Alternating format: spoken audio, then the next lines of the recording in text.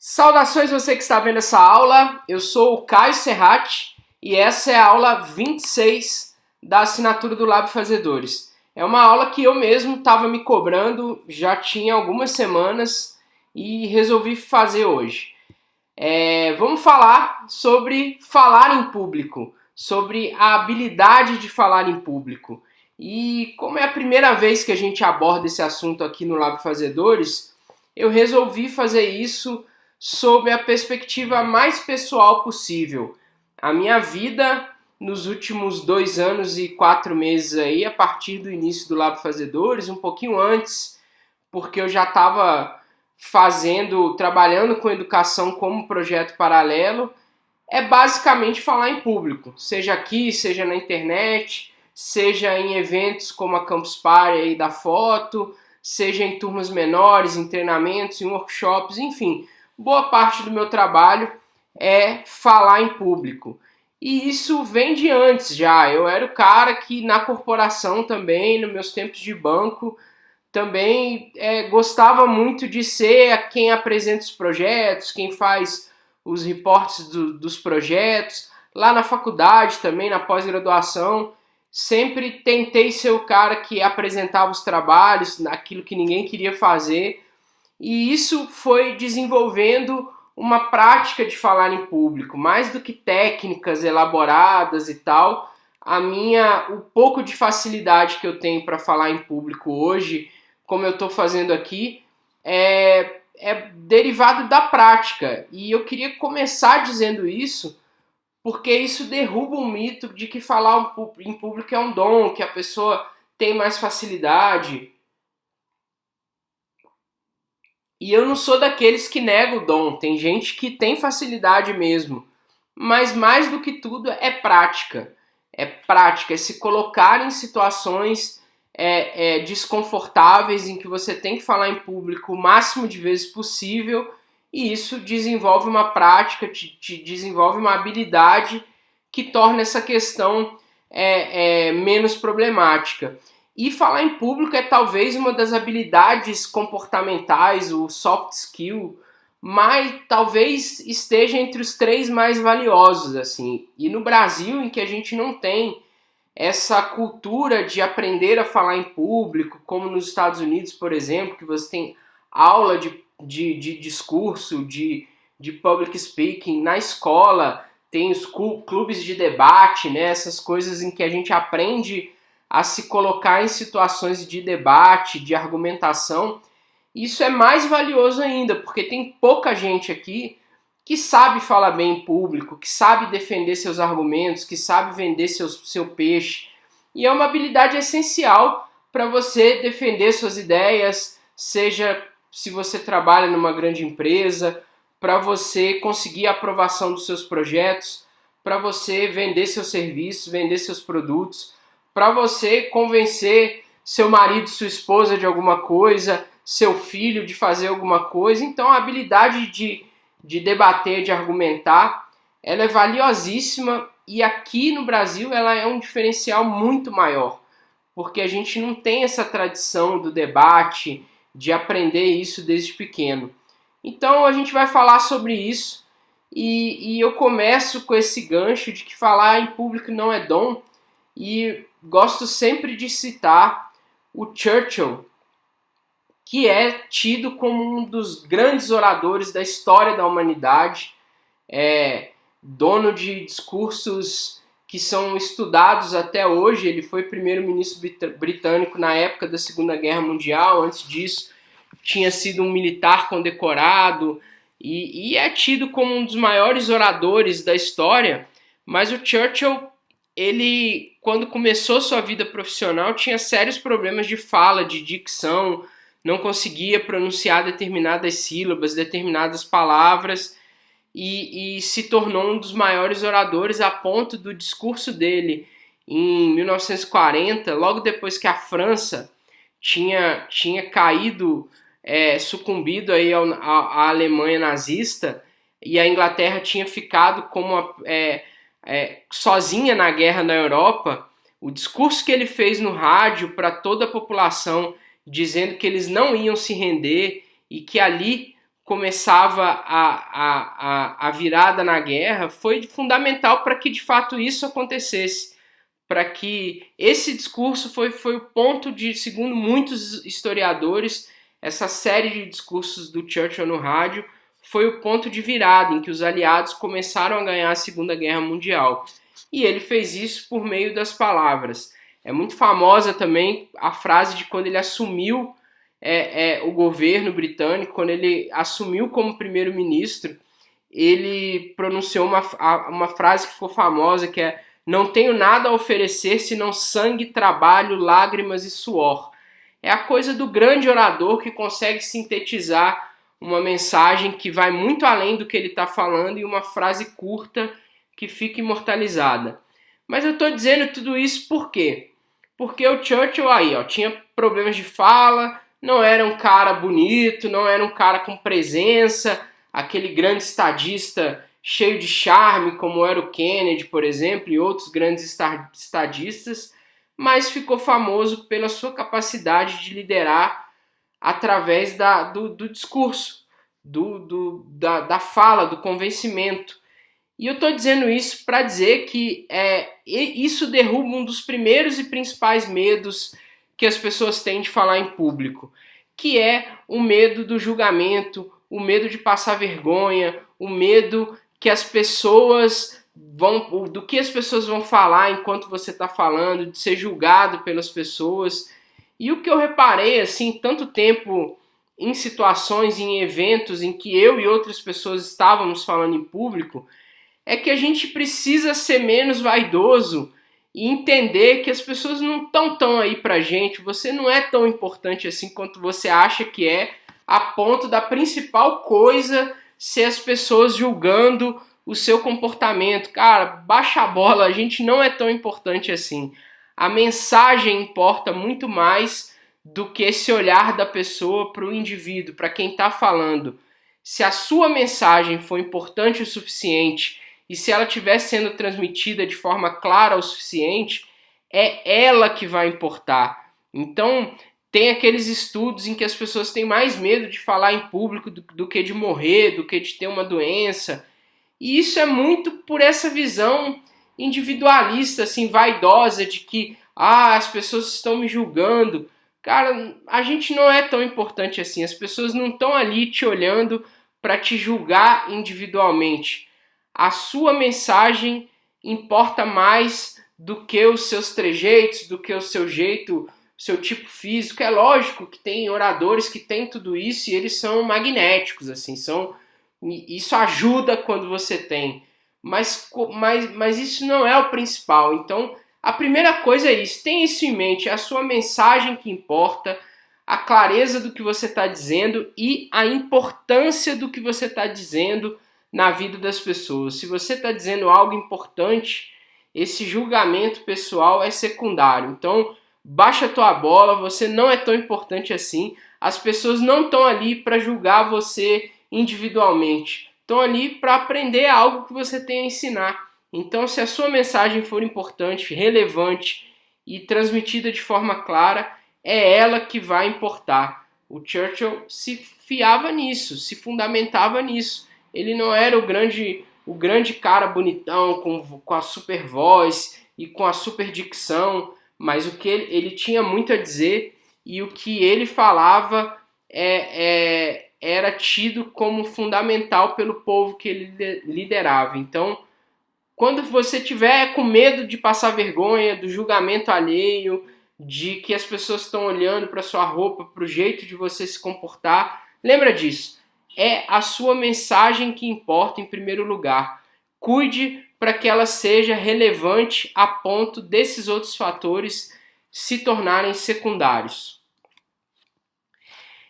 Outro fator que as pessoas erram muito e que é fundamental é assim, comece pela proposta. Você está montando uma apresentação de um projeto, uma palestra, algo assim, comece pelo porquê você está fazendo aquilo. O erro talvez mais comum das pessoas é ir juntando informação num projeto ali, numa apresentação, você querer aproveitar aquele momento para falar mais do que você devia falar e com isso você não passa mensagem nenhuma. As pessoas se confundem porque você está trazendo um monte de informação conflitante, um monte de informação que não tem função nenhuma, que está ali mais para confundir do que para orientar algo em torno de uma decisão. Então isso é muito comum em empresa, assim. O sujeito aproveitar a reunião em que ele tem que aprovar uma proposta, um porquê, e aproveitar que vai reunir um monte de gente que ele precisa falar vários assuntos e fazer uma salada de coisas ali e que o resultado é sempre ninguém entender nada e ele não aprovar coisa nenhuma. Então, qual é o porquê daquela fala? Você quer aprovar o quê? Você quer aprovar uma proposta? Quer convencer as pessoas de um projeto? Quer ensinar as pessoas alguma matéria específica? Quer convencer as pessoas de uma tese? Comece por isso. Por que eu vou falar o que eu vou falar? O que eu quero aprovar? O que eu quero que as pessoas entendam depois da minha fala? E monte todo o resto em volta disso. Porque aí você não. O que não tiver a ver com isso, você vai ver que não tem nada a ver e vai tirar. Então corte sempre as coisas que não tem a ver com a proposta e comece por ela, porque aí a chance de você errar nisso é muito menor. Quando a gente começa pelas informações preliminares, a chance da gente incluir assuntos que não tem nada a ver com o que eu quero aprovar, com o meu porquê de estar falando, é muito grande. E aí eu trouxe essa foto do Simon Sinek, que é o cara do Comece pelo Porquê, o livro que ficou famoso, do Golden Circle. Primeiro porque ele fala muito isso, que qualquer estratégia a gente tem que começar pelo porquê, pelo why da coisa, mas porque esse é o TED dele, e é um TED em que ele faz no flipchart, e a ideia central do TED é tão clara que o TED é curto, não precisa ter muito tempo, e tornou ele famoso mundialmente, porque a força da mensagem dele era tão clara, e ele tira qualquer outra coisa da história que ele está contando que possa desviar daquela mensagem, que se tornou tão poderoso que ele fez ele famoso mundialmente já há vários anos. Então é isso, porque ele concentrou toda a força daqueles minutos em que ele tinha para falar em exemplos e na fundamentação da tese que ele queria provar, do porquê ele estava ali falando para aquela audiência. Então, sempre comece pela proposta. Qual é o sentido? O que eu quero aprovar nessa minha fala? E monte o resto em volta disso. Não comece pelas histórias, pelos exemplos. Comece o que eu quero convencer as pessoas. Do que? O que eu quero dizer e aprovar. E o resto vem daí. Não comece pelas histórias, pelos dados, pelas preliminares. Comece pelo porquê. O que eu quero convencer as pessoas com essa fala. E aí você sabe sua proposta, você sabe o seu porquê. Não sucumba à tentação de ser complexo, de trazer mais e mais informações, mais e mais histórias para achando que as pessoas têm mais chance de aprovar o que você está falando ou de se convencer pelo que você está dizendo, pelo excesso de informação. Seja simples na sua mensagem. Traga apenas as histórias, os dados e os argumentos fundamentais. Quando você achar que a apresentação está pronta, a sua fala está pronta, o seu discurso está organizado, sempre olhe e tente cortar alguma coisa. Sempre tente cortar metade das coisas que estão lá, porque geralmente dá para ser mais simples. Geralmente o caminho mais persuasivo do discurso é o caminho simples, é o caminho quando a gente tira o excesso de informação, o excesso de argumentos e mantém só os argumentos fundamentais, porque aí as pessoas vão prestar atenção nesses argumentos fundamentais. E ser simples também tem a ver com a sua forma de falar. A gente tenta, assim, esses caras que são mestres de cerimônia em eventos, esses grandes locutores, esses caras que parecem um William Bonner falando ao vivo, tem muita técnica envolvida, tem muita experiência técnica envolvida ali. Então, meu conselho é nem tenta ir por esse caminho, nem tenta imitar esses caras. É muito comum eu começar uma palestra, sobretudo um workshop, sobretudo quando é um público inédito, quando é um lugar que eu nunca fui, dizendo isso, ó, isso aqui é um bate-papo, a gente está aqui para aprender, para criar conhecimento, eu estou aqui para dividir minhas experiências e meus conhecimentos, então tenham isso como uma conversa, pode me interromper a qualquer momento, pode anotar, tirar foto, isso já quebra essa barreira de que tem um palestrante, um apresentador ali. Então, se você não é um cara, uma menina, uma mulher que tem todas essas técnicas de falar em público, de discurso, de impostar a voz, nem tenta ir por esse caminho, nem copia, assim. O mal de muita gente que faz treinamento de como falar em público é que esse treinamento é dado por esses caras, radialistas e atores e tal, que sabem essas técnicas e exercitaram isso muito tempo, e a pessoa acha que da noite pro dia vai conseguir replicar aquilo e vai por esse caminho e vira sempre uma imitação mal feita do cara que tem a técnica, assim. Então, nem parte para isso. Tenta falar como se você estivesse falando numa roda de amigos. Tenta falar sobre aquilo da forma mais simples possível, como você convenceria um amigo, como você falaria com um amigo. E deixa claro a sua vulnerabilidade em relação a isso. Deixa claro que você não é um locutor, que você não é um apresentador de jornal nacional, assim. Faz a coisa o mais simples possível e a tendência é que as pessoas se conectem com você de forma muito mais natural. Então, ser simples tem muito a ver com isso. Cortar o máximo de coisas e deixar só o que é fundamental para aquela mensagem que você está dizendo no dia e também no discurso, na forma de dizer. Não tenta parecer algo que você não é. Seja o mais natural possível e esse é o melhor caminho. Esse desafio que eu tenho de fazer uma aula semanal aqui, imagina como seria ruim se eu não tratasse isso como uma conversa, como um momento na semana em que eu venho aqui dividir um conhecimento, uma experiência que eu tenho com os meus amigos que estão fazendo parte do Lab Fazedores. Imagina se eu estivesse tentando montar uma coisa cheia de pompa e circunstância toda semana. Não ia rolar, não ia funcionar. É por isso que é uma conversa. E as pessoas tendem a se conectar muito mais quando é assim. Seja simples.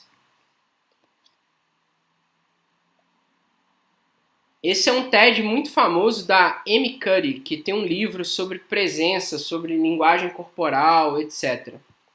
E atrás tem uma foto do Usain Bolt ganhando uma prova com os braços abertos e ela usa isso para ilustrar as posturas corporais de poder, as poses de poder, etc.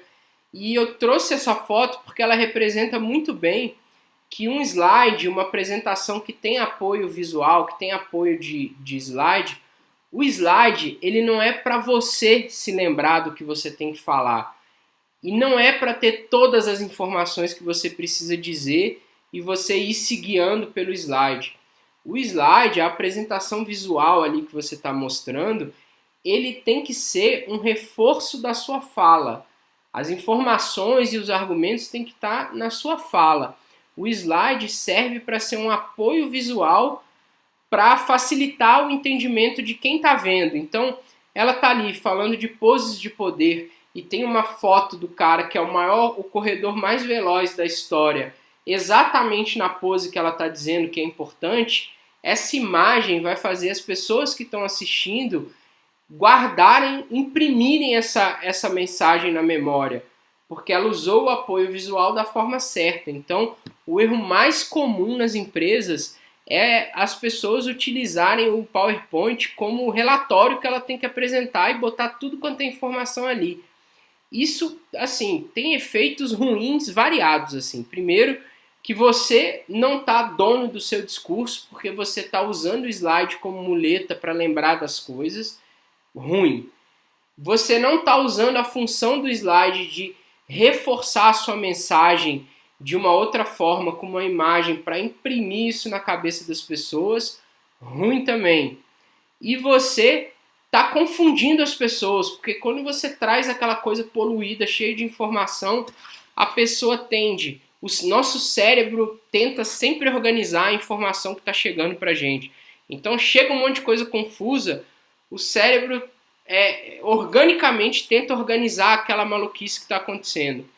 E quando você é o autor dessa confusão, as pessoas vão parar de prestar atenção no que você está falando para entender aquele slide maluco, as informações que estão ali, e aí não vão nem entender o slide, nem prestar atenção no que você está falando, então boa parte da sua mensagem foi pro brejo, assim.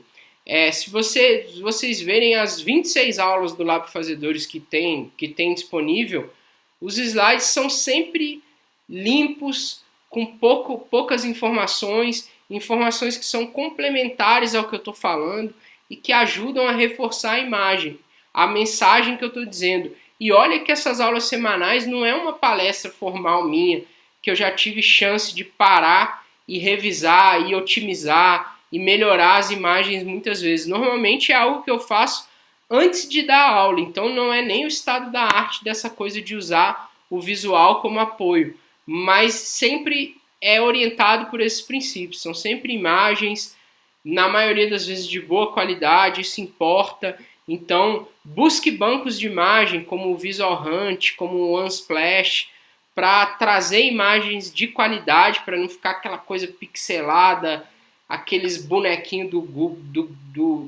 Google bizarro, aquele monte de planilha e de gráfico de pizza que ninguém vai entender.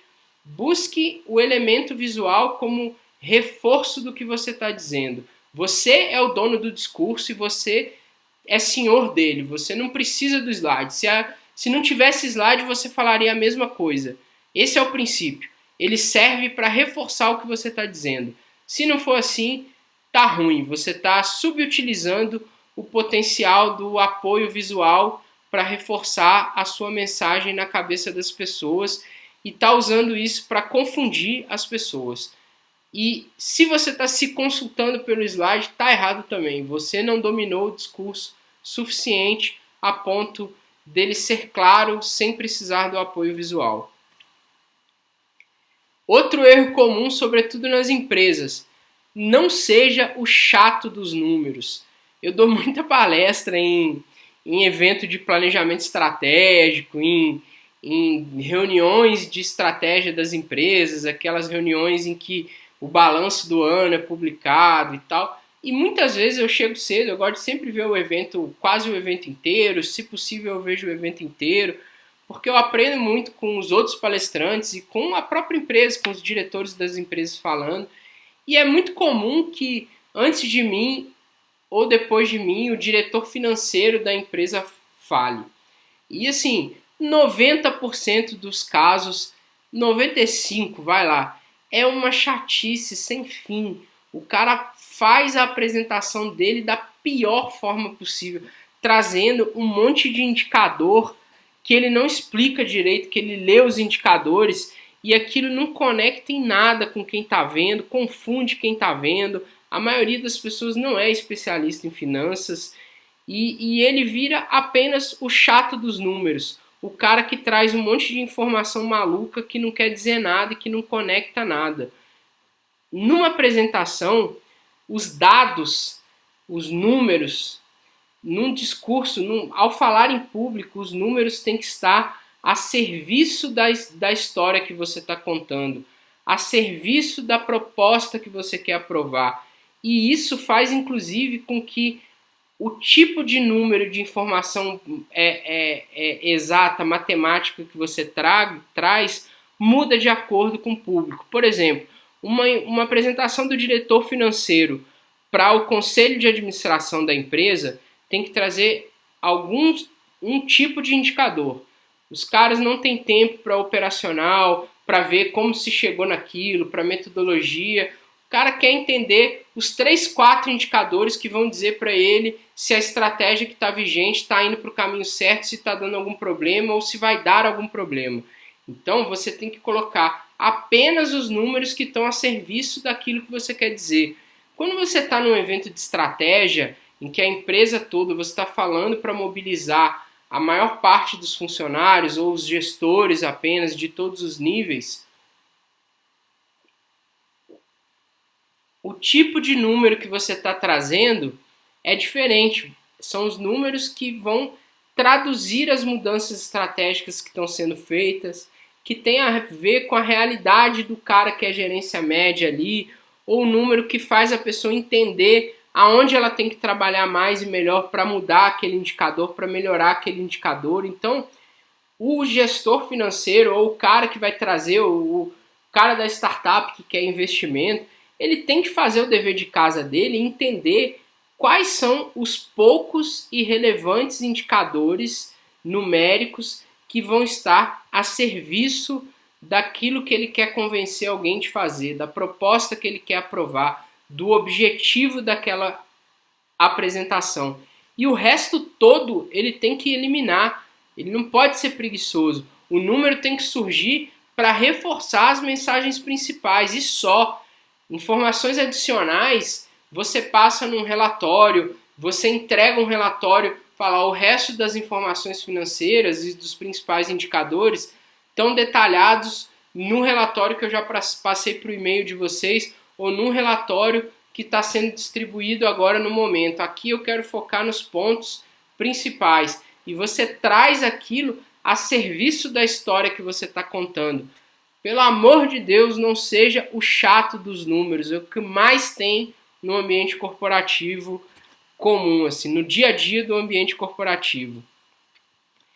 E aqui, se eu falei lá que ficar pensando muito em si, no julgamento individual, é um erro comum, aqui está outro erro comum também. Boa parte da dificuldade que as pessoas têm para falar em público é porque elas não dominam o assunto. Elas fazem as coisas de última hora, reúnem as informações na véspera, não têm intimidade suficiente com aquilo que vai ser apresentado.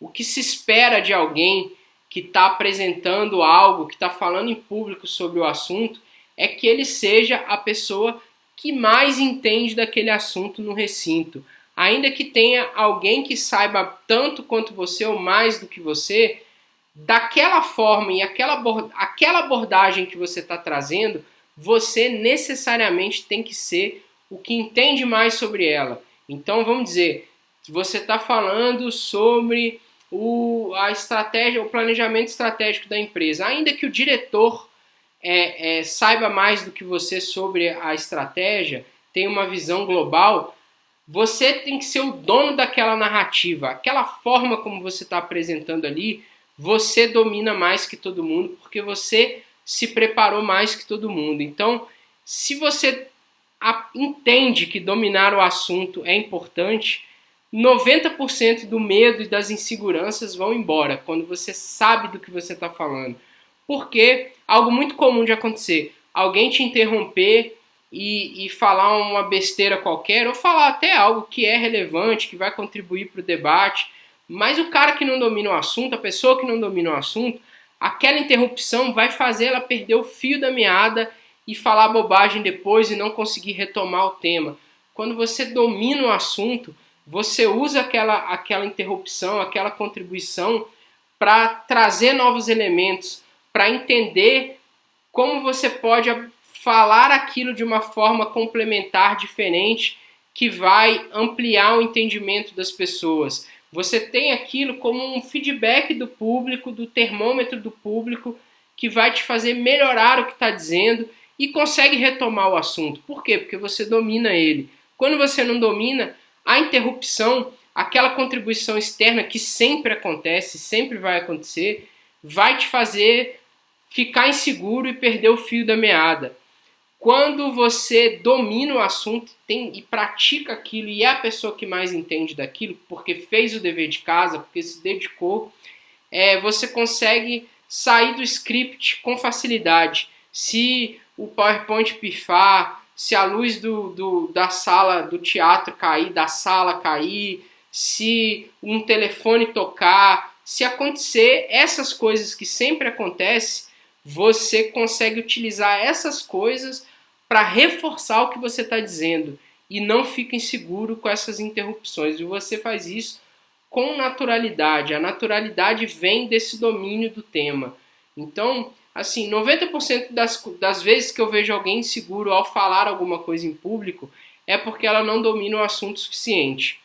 E outro aspecto é que você consegue utilizar essas interrupções para trazer novos dados para a audiência que não estavam previstos na sua apresentação, mas você viu que o entendimento ali era diferente. Dominar o assunto te faz trazer elementos dos diferentes contextos, elementos específicos. Por exemplo, eu falo muito sobre transformação digital e sobre inovação, sobre liderança, etc. Por dominar o assunto, eu consigo trazer o que eu tenho que dizer, que é o cerne da questão que eu quero passar, mas eu consigo temperar isso com exemplos e com elementos do contexto daquela pessoa. Então, se eu estou falando para médico, meu discurso vai ter um tempero diferente. Se eu estou falando para gente de mercado financeiro, vai ter um tempero diferente. Se eu estou falando para servidor público, mesma coisa, eu vou trazer exemplos, histórias relativas àquele contexto do serviço público. Se eu estou falando para pequeno empresário, idem. Mas como que você consegue isso? Dominando o assunto, dominando tecnicamente o assunto. Então, 90% das pessoas que estão inseguras estão porque não sabem aquilo. Sabem superficialmente. A gente vive na era do tweet, da superficialidade, que a pessoa entende um conceitinho, dois, bota aquilo de um jeito cool, de um jeito legalzinho e acha que é professor no tema. Quando você domina a parada, você sabe falar sobre aquilo em vários contextos. E é isso que falta a muita gente que diz que tem medo e que tem vergonha de falar em público, mas na verdade não tem, é domínio técnico sobre o que está explicando, sobre o que está dizendo. Então, isso é importante. Faz seu dever de casa, se prepare para as coisas, se prepare para falar em público.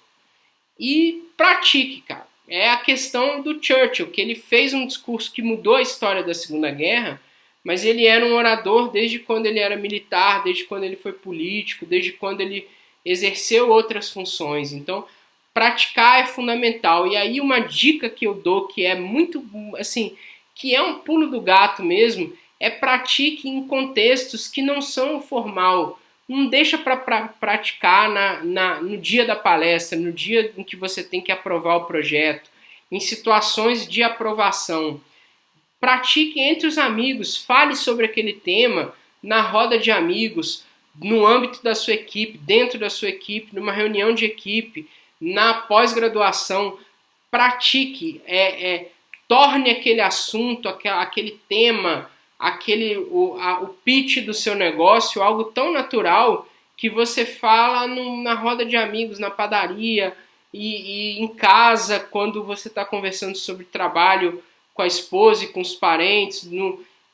Torne aquele assunto tão parte do seu dia a dia, você já falou sobre aquilo em situações informais tantas vezes, que na hora H, na hora do vamos ver, em que você tem que falar formalmente, convencer alguém sobre aquilo, isso está no sangue, está mais natural, porque já foi alvo de conversas, já foi tema de conversas informais tantas vezes, que inclusive essa memória afetiva da conversa informal vem para a hora do momento formal. Você está falando uma coisa que você já falou 1000 vezes para os seus amigos, que você já falou em casa, que você já falou para os colegas de trabalho. É um assunto que você tem domínio. E não perca nenhuma oportunidade de falar em público em ambientes em que não está valendo dinheiro, em que não está valendo, em que não são decisivos para a sua carreira. Então, cara, tá fazendo uma pós, seja a pessoa que apresenta o trabalho, tá na reunião do mensal da sua equipe, que é informal, faça uma apresentação. Se alguém te convidou para falar alguma coisa na reunião do condomínio, do clube, seja essa pessoa que vai falar. Se coloque mais e mais situações em que você vai falar em público. Fala, sei lá, na missa, na igreja, lê a paradinha lá da missa. Quanto mais você faz isso em situações que não estão valendo a sua carreira, que não estão valendo o fechamento de um novo negócio, que não estão valendo um ponto de inflexão do seu negócio, do seu trabalho, mais fica fácil falar nos momentos em que é importante fazer isso. É isso, pratique, se coloque cada vez mais. É igual o menininho andando de bicicleta, ele começa ruim e vai ficando melhor. A aula 1 do Lab Fazedores é pior do que a aula 26. O vídeo 1 do canal do YouTube do Lab Fazedores é pior do que o vídeo que eu fiz ontem. A primeira palestra que eu fiz é pior do que a palestra que eu vou fazer amanhã. Então, assim, esse aprendizado da prática, ele é impossível de ser ignorado.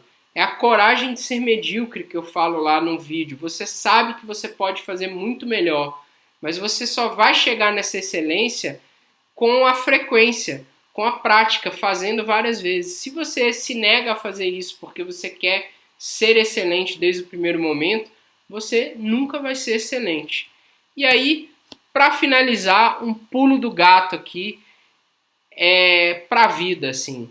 A gente falou de apresentações que são confusas, que a pessoa traz um monte de informação maluca e às vezes a pessoa bota tanta informação maluca que o argumento principal, a proposta, fica fora da apresentação. Ela fala de depois, nos finalmente, lá quando o tempo já acabou. Isso acontece, eu já vi acontecer muitas vezes. Esses são os 3 elementos que tem que estar em uma apresentação. Você tem que olhar para o seu discurso, para aquilo que você pretende falar em público e ver se tem essas 3 coisas. Se não tiver essas 3 coisas, o que você vai falar está ruim. O seu discurso está ruim.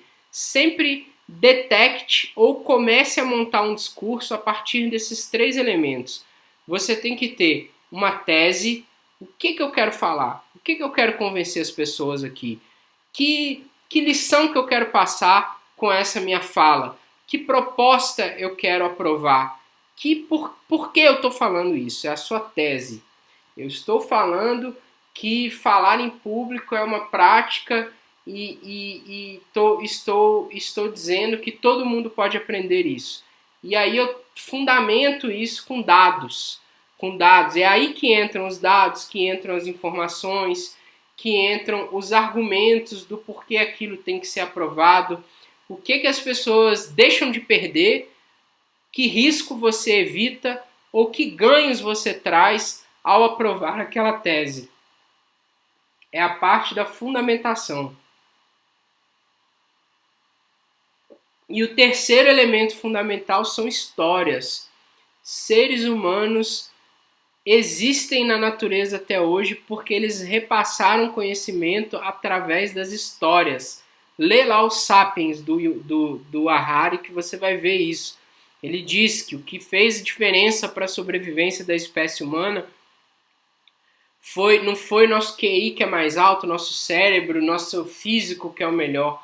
Foi a nossa capacidade de conectar subjetividades, conectar pessoas e suas subjetividades através de histórias comuns, de mitos, de elementos comuns. Então, todo e qualquer discurso tem que ter histórias que validem o que você está dizendo.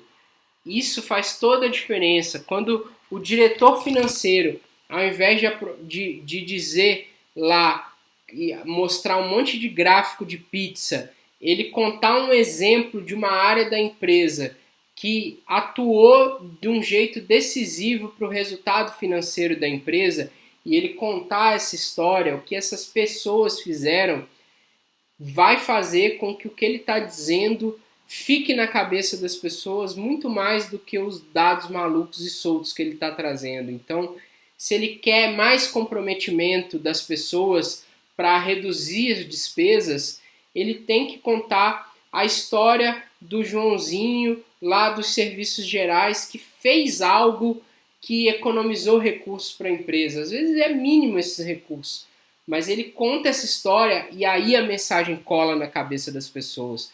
Por que o Jornal Nacional, quando fala de inflação, sei lá, em vez dele ficar falando lá aumentou 0,5% a inflação, a taxa, de acordo com a Fundação Getúlio Vargas. Ele até fala isso, mas ele passa rapidamente por isso e já traz logo a Dona Maria no supermercado falando como o leite tá ruim, que o carrinho... Aí mostra o carrinho da Dona Maria e a Dona Maria fala, mês passado eu comprei o dobro disso aqui com o mesmo dinheiro, e mostra o carrinho, e é um absurdo, não sei o quê, porque aí traduz o que está sendo dito, o que aquele 0,5% a mais de inflação representa na vida das pessoas. Toda reportagem de TV vai ter isso. Você vai falar uma tese, vai fundamentar aquilo, da onde você está tirando aquela tese, os especialistas lá que fundamentam aquela tese, e logo vai contar uma história. E com a prática você consegue brincar com esses três elementos. Às vezes você começa uma apresentação pela história e aí diz, a partir daquela história diz a sua tese e fundamenta. Ou então você vem com histórico de resultados da empresa, por que é preciso mudar, e aí coloca a sua tese dizendo, por causa disso aqui, porque a nossa despesa vem subindo, tal e tal e tal, por causa do modelo de ter várias lojas físicas, a gente precisa partir para o e-commerce, senão a gente vai quebrar. Tese, só que você fundamentou antes. E aí você conta histórias de sucesso de empresas que apostaram no e-commerce, histórias de sucesso de projetos digitais da empresa, da sua empresa que já tiveram sucesso e que podem ser amplificados. A prática permite que a gente brinque com esses elementos, mas sempre, ao montar um discurso, ao olhar para um discurso pronto que você já tem, que você vai apresentar, identifique se há esses três elementos. Esses são os três elementos básicos de qualquer discurso, de qualquer pessoa que vai falar em público. Se algum desses três está capenga, tá ruim. Volta para a prancheta e refaz. Você precisa de uma tese, do fundamento dessa tese, e precisa de contar histórias que mostrem o porquê que a sua tese vai fazer a diferença na vida daquelas pessoas que você com as quais você está conversando. Esse é o pulo do gato de qualquer apresentação, de qualquer fala em público que você tenha que fazer. Preste atenção neles e garanta que ele esteja presente em qualquer dos seus próximos discursos e quaisquer das suas próximas apresentações.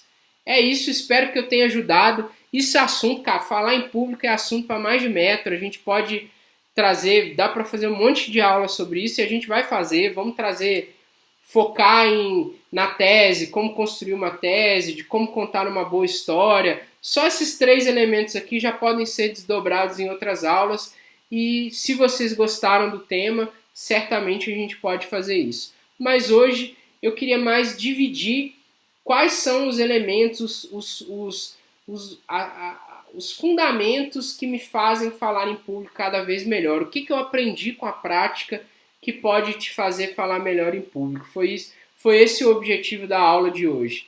É isso que eu tinha para compartilhar hoje. Espero que vocês tenham gostado. Vamos continuar o papo nos nossos grupos. Vou tentar postar conteúdo extra lá no LinkedIn sobre o tema, sobre falar em público. E a gente vai trocando ideia aí nos nossos canais ao longo da semana. Um abraço, até a próxima aula.